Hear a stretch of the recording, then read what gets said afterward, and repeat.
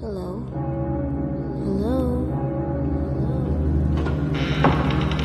Podcast off the record. I'm not really a fan of those unrealistic myths and legends that we're now going to talk about. Oh really? Well, unlike you, I'm a real fan of those fantasies, especially the urban legends that's been roaming around in our country. Hello world and welcome to Untrue the Reality with DJ AJ. Here's some latest information about some urban legends in different parts of the country from Off the Record. DJ AJ here, your host for today's episode. And DJ Spooky, your co-host for today's open podcast. Alright, so did you know why we choose urban legends as a topic? To be honest, no. So, as I've said, I'm into fantasies and unrealistic stories. That's why I'm really fond in this topic.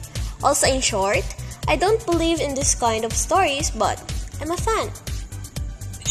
Kapag kasi when we hear an urban legend stories, their info and whatsoever interesting things, the speed of the spreading of the information will become really fast. The spread like a wildfire. Right. And as a Filipino, we really love gossip, and some of us would be really fast to believe such a gossip without even an evidence. Cause actually some of the urban legends is just a man-made stories. Some of them are just for fame and not for the truth. So what is an urban legend na ba? Kasi urban legends is really popular here in the Philippines So, urban legends, or also called urban myth, in folklore, it is a story about an amusing or occurrences that many people take to be genuine, yet is untrue.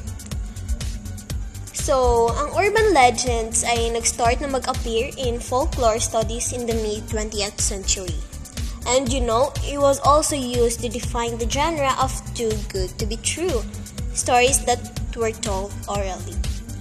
And in additional information about urban legends, it is also characterized by short, tidy stories with a sequence of peculiar occurrences or strange coincidence and a surprising conclusion.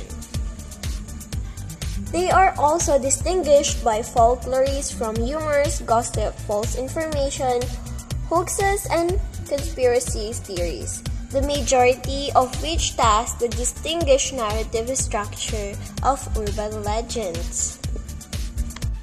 Moving on, we actually prepared an examples of the urban legend stories for today's podcast that's been occurring in the countrysides, at night, even at calles in the Philippines.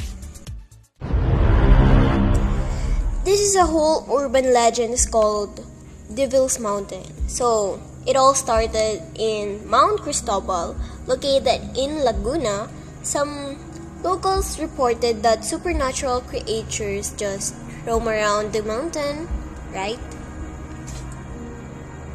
I guess.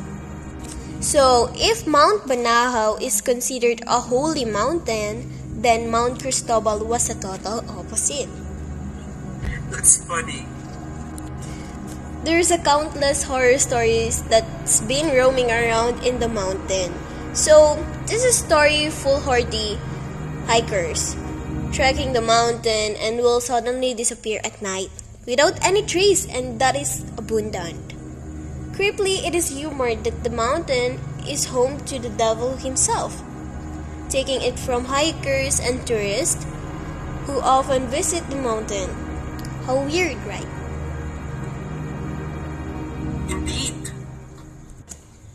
If you ever hear this kind of stories again, you can now agree that this is a whole urban legend works. Have you seen a priest without its head? What are you talking about?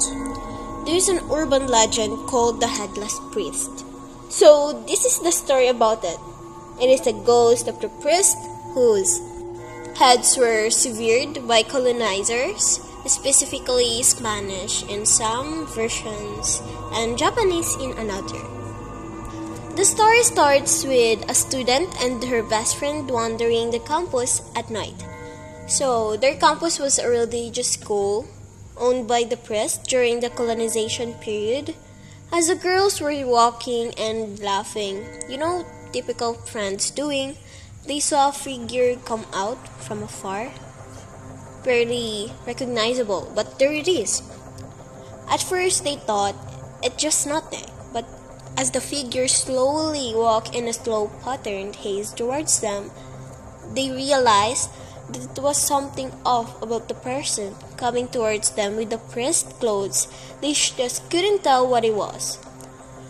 That was until her best friend screamed and pointed out the figure, and it had no head. So the girls stood paralyzed as they also realized that the headless priest was holding something on its right hand, and it was his head. Crazy, right? Goodness gracious. He walked closer and closer until they couldn't take it anymore and ran away. After they were at a safe distance, they looked back and saw no one there. What? I had goosebumps. The next urban legend that we're gonna talk about is already famous here in the Philippines, which is the White Lady. It is undoubtedly one of the country's most famous ghosts, with every locality, and they have their own version, each province. This is the story of a woman with long black hair and wearing an all-white dress with a very sad past. Some of them may have been because of murder or dying in an accident. And the most famous concerns was the one who is said to reside in Quezon City's Balete Drive. That was interesting. What happened next? So, based on Alexander Trece, it has been haunting the street even before him, writing down many reports about the entity in his journals. In some of them, the White Lady waits for an unsuspecting taxi to ride in. After getting in and driving to her stated location, the driver would look at the back seat only to find the entity disappearing. Questioning the tenants of the address, she specified describing her appearance would often lead into conversations about a long dead resident of the street. And then Alexander had previously tried to contact the entity only to accidentally summon a peaceful diwata from a nearby balete tree. The being claimed to have tried to pacify the White Lady, but to no avail. He surmised that the balete tree lining the road make it a nexus between the underworld and Terra Mundo and may fuel an intense psychic connection between the spirit and the ghost. That was a ridiculous story. So, this urban legend was really new to me, to be honest. I never heard this story even once, so I'm really interested to this one.